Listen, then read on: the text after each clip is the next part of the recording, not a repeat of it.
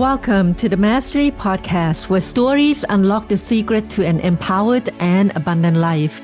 Meet Gina Smith, a successful corporate professional turned certified health coach and master transformational coach.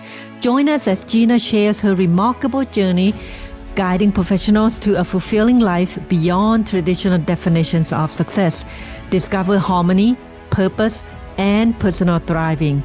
Let's dive in and meet our special guest, Gina Smith. Welcome to Mastery Podcast. Today we have a special guest, Gina Smith. Gina is a successful professional who understands the true meaning of success in life. Passionate about health and wellness, Gina is also an athlete, an art lover, a food lover, and Gina currently is residing in Phoenix, Arizona. Welcome, Gina. Thank you so much for your time. And it's a pleasure to be interviewing you today. How are you doing?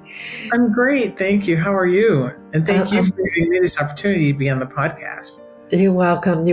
Thank you. And great. I'm doing great too. And we share one thing that we have in common, being besides being in the healthcare industry for so many years, right? We both used to be in the Air Force. Yes. That's how we got connected. And thank you for your service. Thank you for yours. You're welcome. It was a joy. It was a joy and learning experience. So tell us a little bit about yourself, Gina. I know I introduced you a little bit, but that was just so short. And you've been doing so many things and had such a lot of experience as a leader in healthcare industry. And can you tell us a little bit about that? Yeah, I'm in the second act of my working life, but I spent most of my working life in the healthcare industry, selling to hospitals. So I sold, about half of that 30 years, I was a salesperson. And about the other half, I was a leader in some capacity of a sales team. And I sold mostly to the large procedure areas of a hospital, operating room, radiology, cath lab, labor and delivery, and then also to some universal things used by a hospital. But that experience, it was a very collaborative, consultative type of selling. It was a solution process. And really, especially at the beginning of my career, I got to work hand in hand with so many clinicians, primarily nurses or other technicians who were selecting the supplies and supply protocols they would use. And I just learned so much. I was absolutely fascinated by, at the time, being able to go and observe surgery or to go and observe some other kind of procedure. And it was a growth experience too, because I knew absolutely nothing about any of it when I started. Thankfully, I worked for a large company that gave us good foundational training, but what you really learn is there in a hospital, and it's challenging, it's competitive. Hospitals are such complex organizations, and they're dying financially. So as a vendor or someone who's providing a service, and we provided a product and a service, you're always charged to try to keep delivering quality solution to the customer and also help their economics. And one of the things I always learned from the beginning of that career is, at the end of whatever I'm doing, there is a patient. And I never, ever lost sight of the fact that someone's life is being treated possibly to save their life by the things that I brought into the hospital or by the solutions I brought. And that was just a very, very high value for me. I wasn't just selling to make money, but really I was serving and helping. Nice. Very kind of you. And I get to see another side of you. And I'm sure a lot of patients would appreciate that. But with that passion and with that dedication to serve and believing and feeling that what you do really impact life, and it did in a big way, because everything that you bring into the hospital, right, is being used for the patient. And with that passion, you really drive yourself to the ground, like you were like a workaholic, and I was. that brought you to this second chapter of your life, right? Because you were giving so much 24/7. And there was one time you were on vacation, I'm sure multiple times, where people call you at 6 a.m. in the morning and they said, yeah, I know you're going to pick up. And then that's when you learn how to set boundaries and stuff, but you still give good quality services. Yeah, I had to learn how to do it in a different way for particularly the years when I was a sales representative. I don't even know how many hours I worked a week, but it was always important, especially my top customers. I saw them every single week. And, I always had something to deliver to them. Information, a prototype, a solution to a problem. Yeah. And I worked really hard to do that. And at one point in my career, I moved to a different division to get experience with another product line. And at the time that happened, the company decided to split, and my job was eliminated. And it was a huge wake-up call to me. The division I was in was sold off to the other company, and they didn't take our positions with it. And I realized that I had been working so hard. I was just physically and mentally exhausted, was not taking care of my health and my well-being in any way. Because every time I started, I'm going to go to the gym, then I'd pick up my phone and flow into the panic that brings when you do that first thing in the morning, and never make it. Maybe go for hours without eating, not sleep. I'd be at my computer at midnight, and one of my colleagues and I would be IMing each other saying, why are we still working? But we were both trying to give that satisfaction and that solution. But the awareness that came about at that time is like, you can work yourself to death, and someone's in a meeting and they're putting a line through your name. And it's not personal to them, because in their minds, we're just impacting these positions and it's just business. But it became very personal to me. And I had, fortunately, I'd been with the company for a long time, and I had a long severance, so I wasn't in a panic about money. And I decided to just take some downtime. And in that downtime, it's like, this is time for you to shift this, to start taking care of yourself. Not to become a poor worker and not to give a full effort, but to understand that you've let your job become your life, rather than become a part of your life that's important. And in some of that downtime, I really started to work out again, because I'd completely let that part of my life go. I started to look at how I was eating. I started to get some sleep. I was exhausted and I slept. Amazing, right? I started to get some sleep. We need that.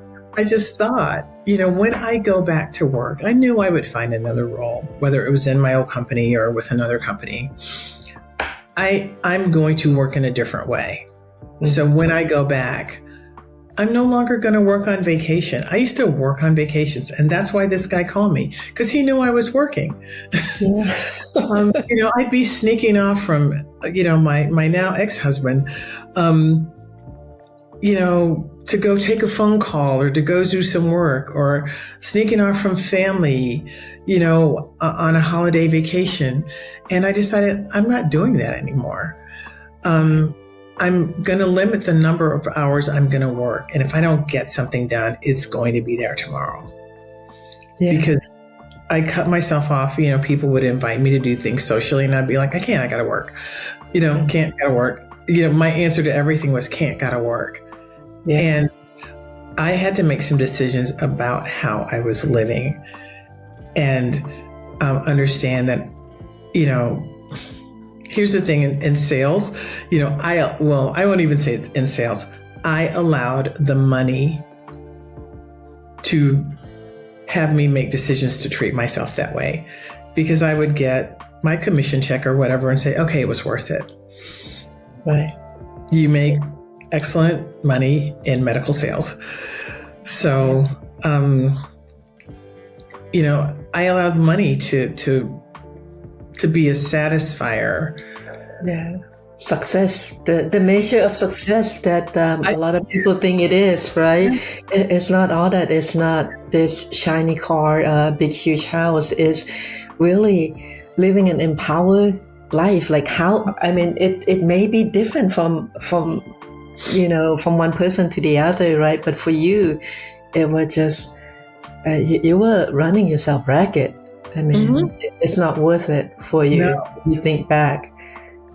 Yeah. When I think back. Yeah. And then when I went back to work, I was able to experience success still, but in a different way. Yeah. And by putting those limits on my time, how much time I was going to work in an evening, how I was going to go on vacation and say, I'm on vacation and I'll get back to you when I come back. And here's the person who can help you in my absence. Mm-hmm. Yeah, I think a lot of professionals, especially leaders, need to hear that. And we are conditioned to believe that we must work hard and work all the time and prove to our superior and our company that we're worth them hiring us and we're worth that position. And it just sometimes it gets to be too much. And when you do too much, you are less effective. It doesn't matter how successful it may seem to you. You're less effective in every area of your life, and you don't realize it. And I read something that you posted, and you were saying, like, people think they are too important, right? Too important to take a break, too important to take vacation, too important to turn off that phone. And everybody just, a lot of people. And you mentioned that because of the electronics, the technology, we are now available 24/7. And it's even more important that we realize that we don't need to give our whole life to the job. It's okay if you're successful in your work, but setting that boundaries is very important. And that's what you realized when you were not let go. How what's the term for that when they eliminate your position through? What terms do they use nowadays? Your position was impacted. Your position was impacted. But your position was impacted. Quote unquote. Quote unquote. Yes. Yeah, it's like you say, people sitting in the boardroom and making decisions, and they don't know you. You're just like, a number, especially large corporations. It's great working for large corporations because you get all these benefits, right? The golden handcuffs. And we talked about that. I believe the last time we were speaking together, and it is hard to let go of those. And a lot of people work so hard to keep those golden handcuffs, to keep those benefits, and believing that only the company that they work for can provide them with that so-and-so, security. That's what we call it, right? And right now you're doing something different. You're teaching people to kind of look at work life in a different way. Can you tell us a little bit about what you do as a coach, as a mentor? Yeah, I want to help those people who were in the space I was in. And to go back to something you said, we start to believe that we are so important, we can't be away. And then we have a fear that if we really go away, something important will happen that we won't know about, and we'll be left out of the loop, or we'll be left out of an opportunity. And none of that is true. People won't. I had, people on my team, and I would encourage them to take their time off. And there were some people who would say, I can't. I have to stay in touch with my customers because, nobody can handle George or Mary. But that's not true. I'm a professional. I know how to handle a difficult customer. I know how to handle a difficult situation. And I had a boss and other colleagues that if I didn't know the answer, we could put our heads together and help a customer out. But they're afraid of letting go of that ownership of that relationship, or that it's our own egos that make us feel we are that important. Right. The truth is, if a bus hits you tomorrow and takes you out, the company will say, what was Gina working on? And they're going to assign it to somebody to get the work done. And they'll express sympathy to your family and, do all of those human things. And then they're going to move on and hire someone else to do that work. Right. So we are quite replaceable. Yeah. And so we can give ourselves a break by saying, if I'm not there for that one thing, if someone else handles this while I'm gone, it's still going to be okay. Exactly. I actually had one team member who did take a vacation, didn't bring their computer, didn't work at all, and came back and said, I want to thank you for encouraging me to do that, because I really was able to enjoy my family without any stress. I was able to, the whole purpose of time off is to refresh yourself. So how does that work if you're working the whole time? Right, exactly. It's counterintuitive. It really doesn't work. If you're working the whole time, you're off. And, I know there's a fear that if you don't work, when you come back, you're going to have 300 emails piled up. And there's some simple ways to go through that stuff and determine what's important or not. And free yourself from just being tied always to work. And so I want to help people understand, one, you can live differently. So, I know that people are working so hard. People are exhausted now. And companies post-COVID, well, I think the world moves forward. Right. And everything in our world is faster. Technology makes that possible. You're in Florida, I'm in Phoenix. We're talking sort of face to face right now. Right. Advances in things make that possible. And a lot of companies are trying to make up for losses and lost ground during the 2 years of COVID. And so they're pushing people even harder. We've got to do this faster. You've got a higher number to hit. You've got to sell more units, whatever it is. And so people are just exhausted and tired and trying to reach these goals. And a lot of people won't admit it, but work is their life. Yeah. And the other things in life exist beside it. And often, we believe, I'm doing this for the family. I'm doing this for other people. I'm doing this so you can have this certain lifestyle. But then your connections with those people begin to fray. Yeah. And they're no longer in your life. You become ill when you put so much stress on yourself and on your body. And, people are medicating themselves with Xanax or whatever to get through a day. Well, how can we take this life that has you frazzled, overwhelmed, in poor health, and not the best relationships, and not even enjoying life because you don't take time to enjoy life? And then let's just pause.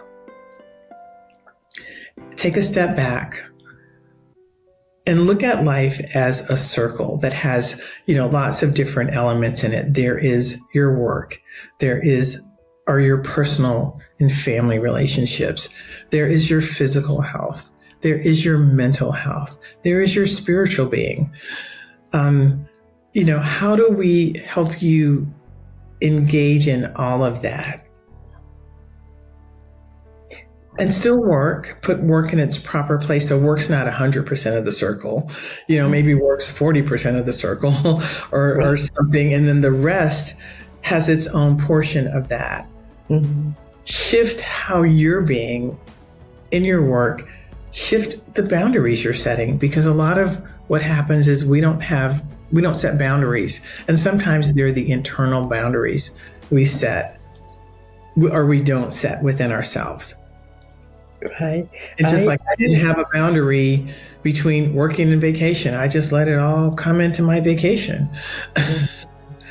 Yeah, I can resonate with that. Like way back when my kids were younger, being single mom, like I'm doing this for my kids, and I'm constantly on the phone and making sure answering emails and stuff like that, and no more. Yeah. I learned quickly that's not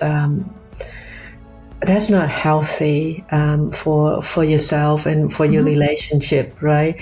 And it impact your personal lives in a major way, right? Your relationship and your just the way you enjoy life in general, your outlook in life. Life is not just about work. And I used to work, Gina, I'm not sure if you relate to this. I used to work with people who would save up all their vacation times and just in case they get sick, they get to use it. And I was like, I'm using up all my vacation time, and I don't understand.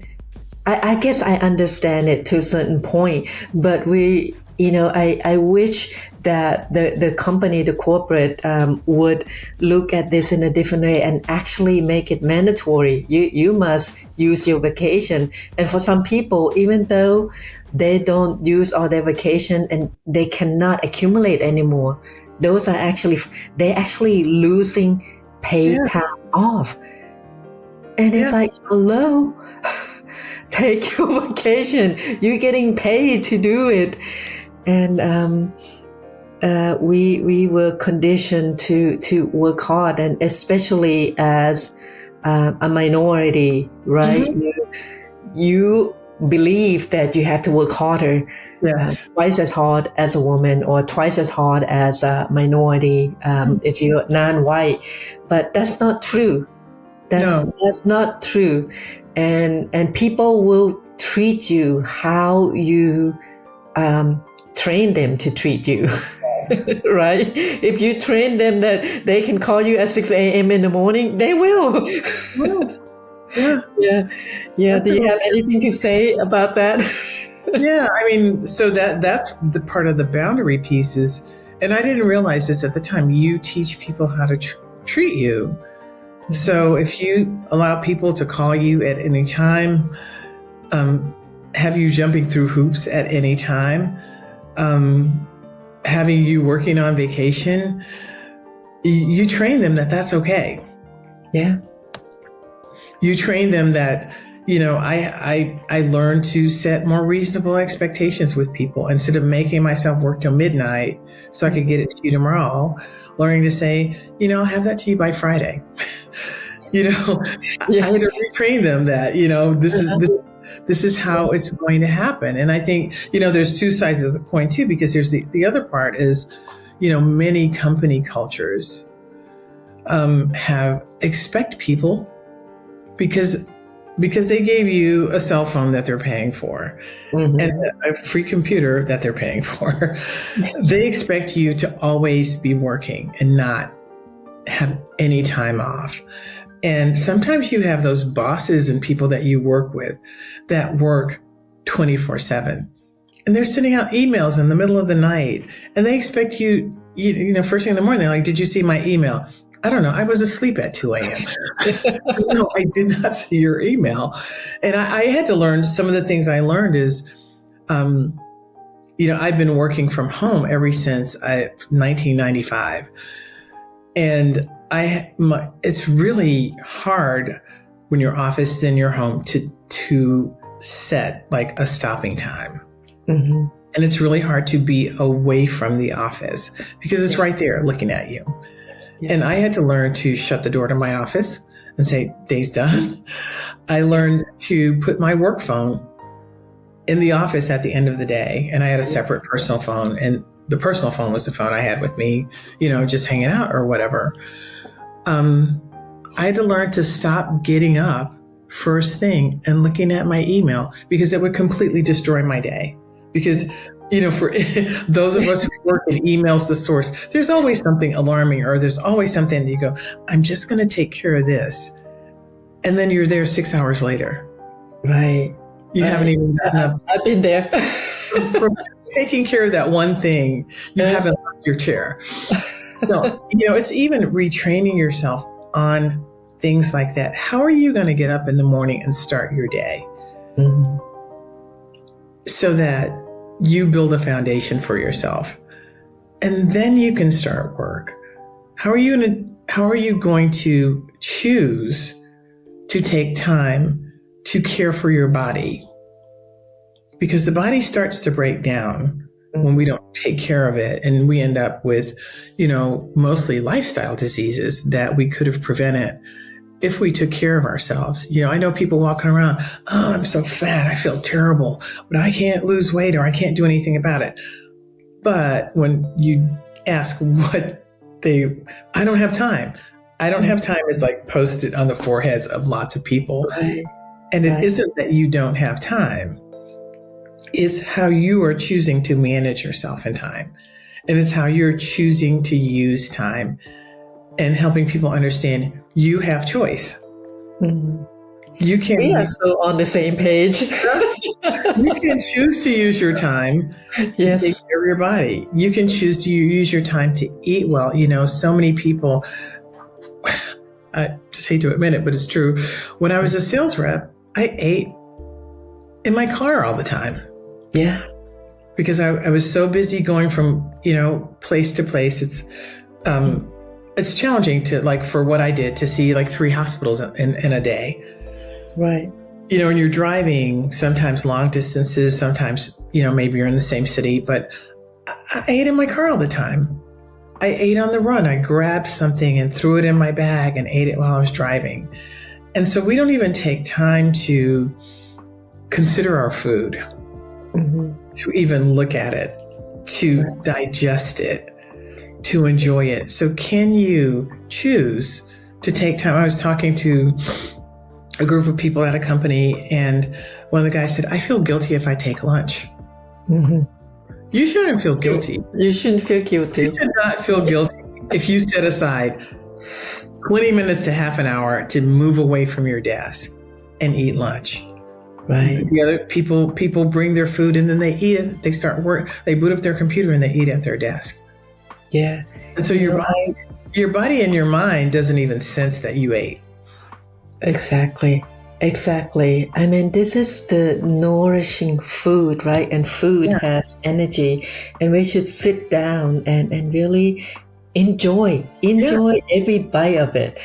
And, in the past, I resonate with you because I used to eat in the car and do all the stuff until I start, waking up and said, oh, wait a minute, this is not the way to go.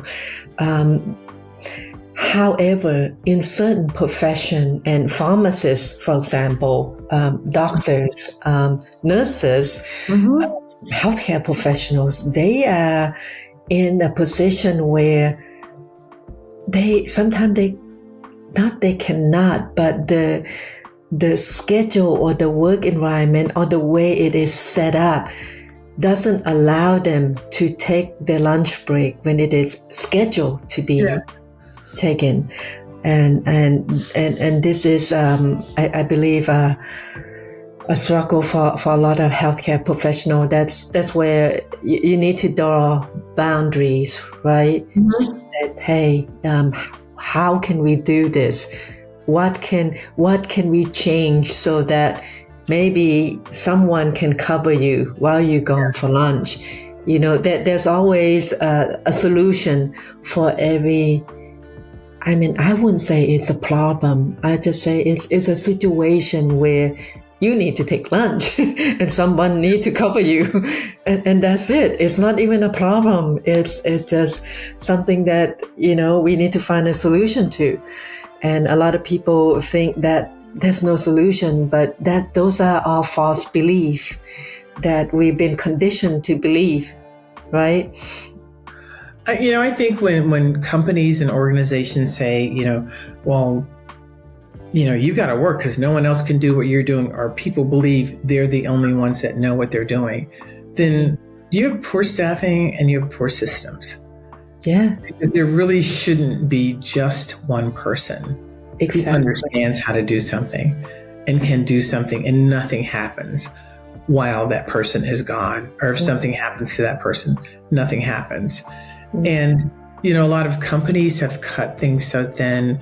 I know in hospitals, they're just desperately trying to create profitability, and they've cut things so thin. And then particularly in nursing, even in physicians, so many people have left the profession after COVID. So they're short staffed. But even in that, what kind of humanity can we create where a person can have a break to deal with their bodily functions and to have something to eat? I think, right, go to the bathroom. Important things that they need to be able to focus and be sharp. You're treating patients, you're administering medication.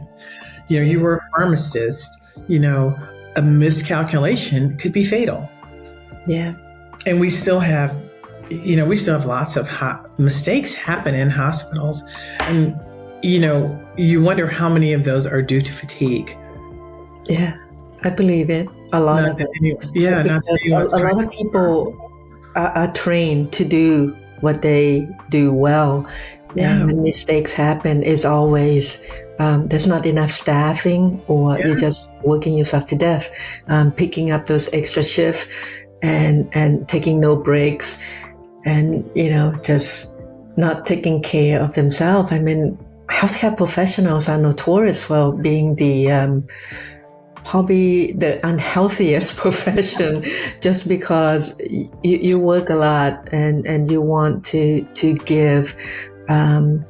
And you want to save lives, and you've forgotten that when you take care of yourself, you can do better, right? In any profession, it's not worth it to run yourself ragged and expect the result to be great. Yeah, and I think one of the things I want people to understand is that you can make this shift from work being your 100% to being a proportion of a fuller life, and you can still be successful. Yeah, sacrificing yourself to just work being the primary thing doesn't. A lot of people are not satisfied with that, and I think women suffer this even more than men, because again, there's that message in the head: I have to work harder than the guy next to me to get that promotion, to get the accolades, to get that account, whatever. And so we work even harder and often don't get the rewards. Right. And then go home and you've got children and a household to take care of. That doesn't go away. So how do you create a fuller life and then continue to enjoy success? Because I did. So I know that it's possible because I experienced it. You experience it. I'm experiencing it. How? What are the advice that you would give to our listener? How can they make their life less of a work and then more balanced, where they can enjoy life outside of work and set some boundaries at work? What kind of advice do you have? I think the first thing to do is just spend some time with yourself and really look at your life. and think about it and be honest with yourself. The stuff you're grumbling to your friends about, the stuff you're saying to your spouse. I worked with a client, and when I met her, she said, you know what, this job is too much. I'm probably going to have to quit this job because it's overwhelming for me. There's people who, when I retired from my corporate career, people were like, I wish I could do what you're doing. You can? People want to leave, but they can't because they're tied to it financially or in some way. So we know that underlying feeling and thought is there. And there's sometimes people love what they do. It's just become overwhelming. So sit with yourself and think about what is really driving your life. Are you living a life where you're fulfilled? What are your relationships like? Are they healthy? Are they thriving? Are you taking care of your physical body? Are you taking care of your mental health? A lot of people are numbing. You come home and you pop a beer or a few glasses of wine, or it's TV or sex or buying stuff or whatever. We numb ourselves with all these kind of things that are outside of ourselves.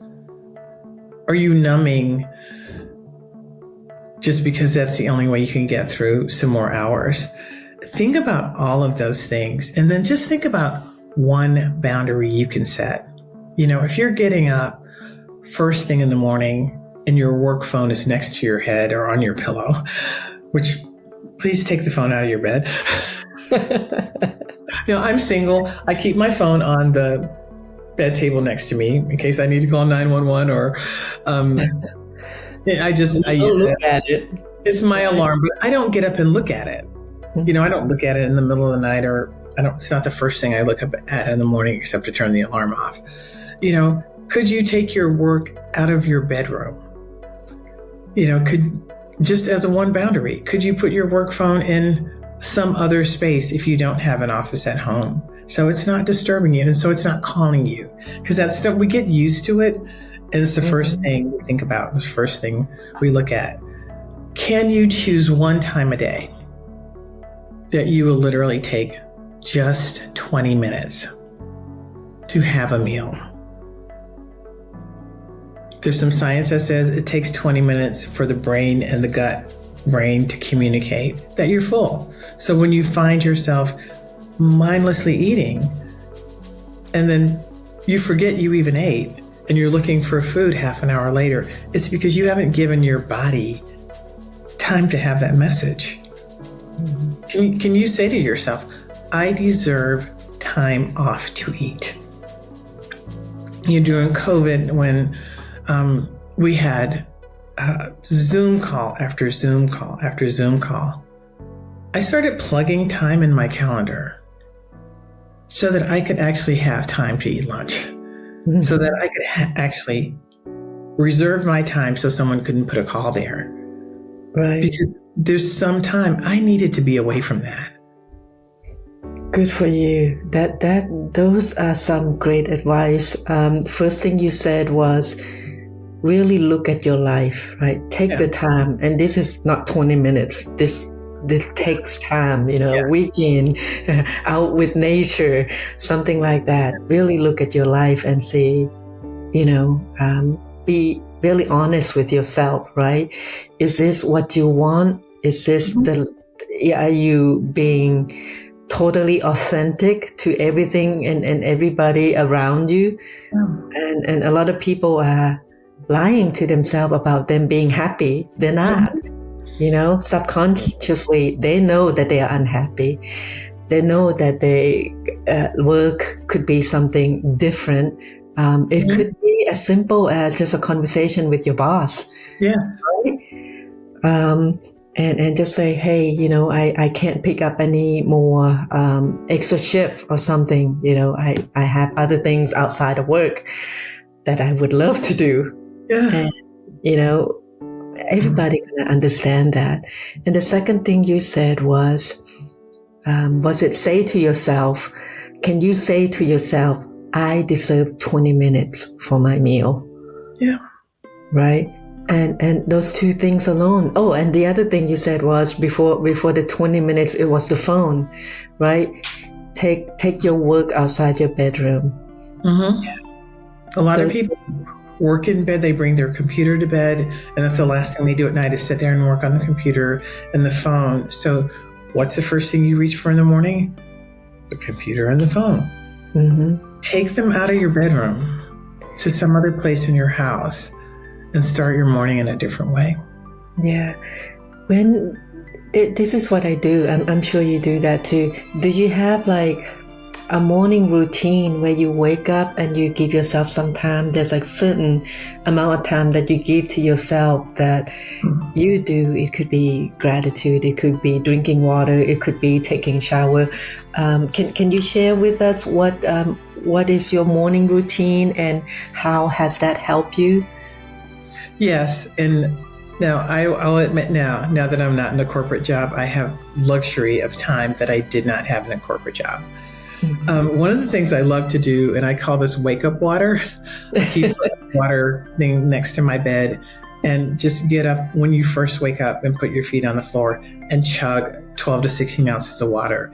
It will surprisingly wake up your body because your body gets dehydrated overnight. Just wake yourself up. And when I was in corporate, I did do my whatever exercise I was doing, whether that was weight training or swimming. I did it in the morning. And I went to the gym really early. I was an early riser and I went to the gym really early because I knew if I didn't do it then, I would never get that. By the time the end of the day came for me, I was mentally and energetically exhausted, or something would happen and I would never make it. So I would do that first thing in the morning. I would spend some time either in meditation or gratitude, writing, and it could just be as little as 5 minutes, but just to pause and bring yourself into the day and with something positive. And I like to write. So for me, writing was an outlet, but something like that. And at least those three simple things. And then, get myself ready for work and head out, have some breakfast, and then head out to work. So for people who are still working, those are like three simple things you can fit in. And, exercise, it could be something as simple as just putting on your tennis and walking around your neighborhood. But your body needs to move. Our bodies were designed to move. Or it could be something like making a commitment. I'm going to go swim for an hour, or I'm going to go to the gym and do a weight training class that lasts an hour. You are giving something to yourself. And I think a lot of people don't think of those. They think of things like that as things I have to do versus giving something to yourself. When I go I went to swim this morning, I feel so good after that. And I feel like I'm set up for my day. Nice. Beautiful. A lot of people, I hear stuff like this from many successful people, right? You wake up in the morning, you set yourself up for success. First, you give yourself the time before you give it to the electronics or everything else in the world. You need to come first, because if you don't take care of yourself, then how can you be taking care of everything and everybody, right? And that's good. I resonate with that. I will tell you later what time I wake up in the morning every morning to go to the gym before the birds. I still wake up early. I won't say I like it, but I've been doing it for so long that I do it. Yeah. And the other thing I tell clients when I work with them, put these important things in your calendar. And when you put things in your calendar, your time is no longer free for other people to take. So you are making an appointment with yourself. You are making a commitment to yourself. Excellent. And then you have to make a choice if you're not going to follow through on that commitment. Nice. And what does it look like working with you if there is a leader in a corporate and just getting burnt out, for example, and And I believe we all are intelligent Homo sapien, right? We know what to do. And sometimes it takes someone telling you, you must take care of yourself. You do this and you do that. Sometimes it takes that coach, right, who understands your situation and said, hey, this probably would be the way that support you the most. And how can you tell our listener what would that look like working with you? Okay. You know what? Everything starts with a conversation. So I always invite people into, let's have a conversation, and will you tell me about your life? And will you tell me what you're experiencing? And let's talk about what you want instead of how you're living today. So let's start with that conversation. If it seems like we are, in agreement and bound to work together, I work in two ways with people. I work one-on-one with people right now, either for a 90-day period of time or a 6-month period of time. And I have a lot of tools at my disposal. So I really curate my work to what the person needs and then use those tools to help them make the changes they need to make in their lives. So, we meet one-on-one, talk about what their needs are, decide on what we're going to focus on during our time together, because maybe a shorter time we can focus on fewer things. And then we begin the work in our meetings to talk about, let's tackle that first thing we need to work on, providing them with one of those tools. And then the client has to do the work in between our meetings and come back and really talk about, here's what I've done to make this change, or here's what I haven't done. So let's look underneath. Why haven't you taken action for yourself? Why haven't you made choices for yourself? I will challenge you. It's not all nice. But giving them assignments and having them have some accountability back to me about how they're tackling those assignments and then what that's doing for them. And maybe I give them a tool that doesn't work. So here's another tool that might work if that one didn't work for you, because different things work for different peoples and people's brains work so differently. So we work together in partnership. I'm a partner to the person I'm working with. Nice, beautiful. And as you said, sometimes we know what to do, but it's having that person across from us saying, okay, here's what you said you wanted to do. Here's a tool that helps you get there. Mm-hmm. You have to take action. And then let's talk about what that looks like after you've done that. Beautiful. And if they want to find out some more about you and what you do, they can go to your website, right? Yes. GinaRSmith.com. Yes. And they can find me on Facebook or LinkedIn. Right. And it's facebook.com/Gina.Smith.963 and linkedin.com/IN/Gina R. Smith. And Instagram is Gina Smith 562. Is there a lot of Gina Smith out there? And you're number 562? That's why I start putting the R in there, because I never even knew anybody named Gina when I was a kid, but apparently the name has gotten more popular. There's a lot of Ginas and a lot of Gina Smiths out there. So, I mean, Smith, very common last name. Yeah. And I know a few Gina out there. Is there any last word that you want, any golden nugget that you want to tell our listener about how can they live a more empowered life, like really take control of their life and not let work control how they live? I think the biggest thing is understanding you have choice, because often people in the space I was in, people who are in that space of exhaustion now, feel like they don't have a choice. Mm-hmm. You have choice. You have choice about how you're living every day. You have choice about how you're using your time. you have choice about maybe taking on more or not at work. Mm-hmm. You have choice to get someone to help you. You have choice. You have choice with everything. And often we feel I don't have a choice, but you do have a choice. And understanding that you have a choice, and that I'm not saying change is easy, because change is not easy. Mm-hmm. Yeah, absolutely. Most people changing, but we don't like the changes that are always happening. But change can be so meaningful to you in creating a life where you're more fulfilled.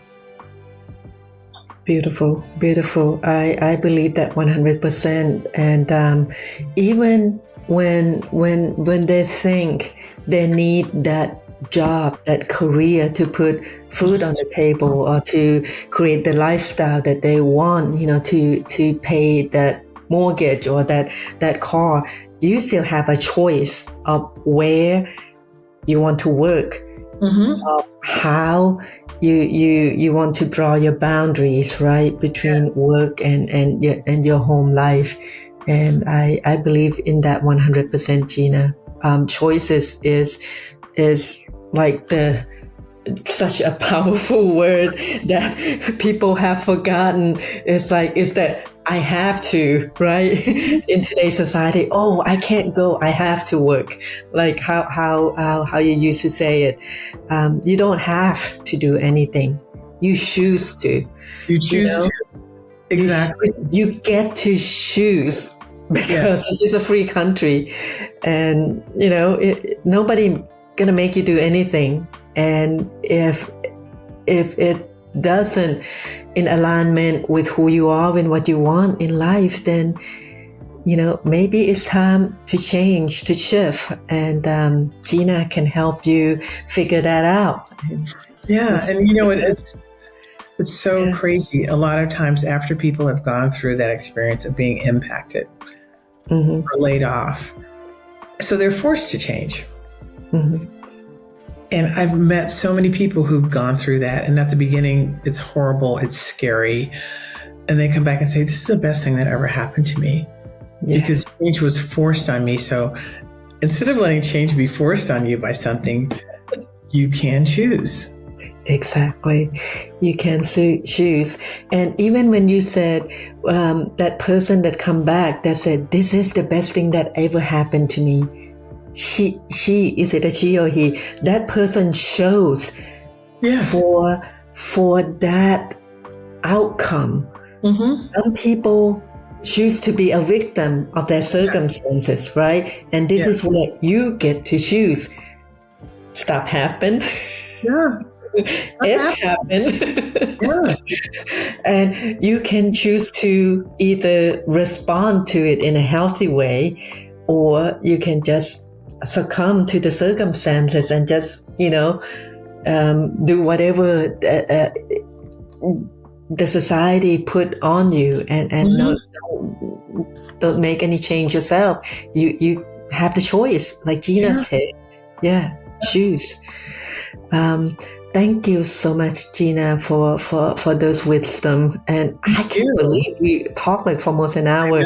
And I was like, I want to ask you more questions. I want to ask you, so what do you do in the Air Force? So what did you do in the Air Force? I had an amazing job when I was in the Air Force. I was an aircraft maintenance officer. So I basically was an operations officer running a flight line of when I started.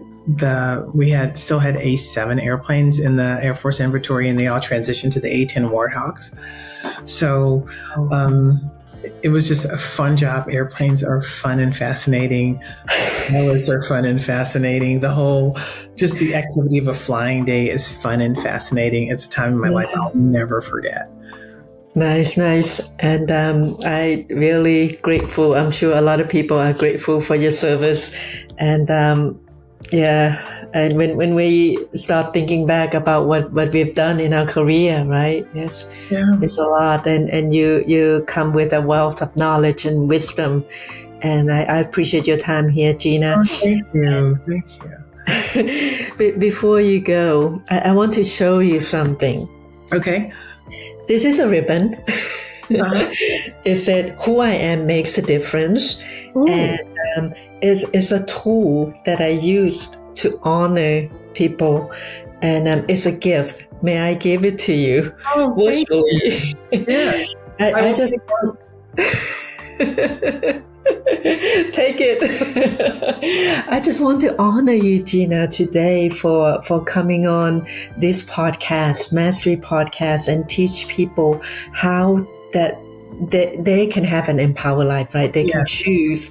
I want to honor you for sharing your wisdom, for serving in the Air Force, and keeping us safe, and just being authentic and being so genuine, and just freely share your knowledge, your wisdom, and all the good nuggets that you learn over time. And for sharing a little bit of your life. And I know we only have an hour, but those are a lot of wisdom that you gave us, our listener, and just want to honor you for that. And just want to let you know who you are, mate. Yes. Yeah, thanks for inviting me to be on. Oh, you're welcome. You're welcome. And it said who I am makes a difference, and who you are makes a difference. And on this, before I go, it is a tradition for us to put a spark from our heart and put it on the person who we want to honor, and it makes a sound bing, where all your wishes come true. And with that said, I always ask my guests and our podcast guests this question. If you have a genie in a bottle, and you get to ask the genie the 3 wishes. It could be anything. It could be something out of this world. You don't have to explain why. What would your 3 wishes be? One, to have a beach house with windows looking at the ocean. I'm living in the desert right now. 2 would be to always have love and peace in my family. Nice. And then 3 would be, I don't know, to live to like 120. You can. And guess what? Let me play the universe now. All your wishes will come true. And it makes a sound bing. All your wishes come true. Thank you so much, Gina, for being here on this podcast. And I love our conversation together, and we should talk some more. Yes. I thank you for inviting me. I'm going to take a picture of this because I'm going to do a post about it. I know we're not going to air for a while, but thank you so much. And you're welcome. This airs, and thank you, and you're welcome to come back again. I'm sure there's a beach house that you're going to show us, and we'll talk some more. Thank you. Bye for now. Oh, thank you so much. I really enjoyed this.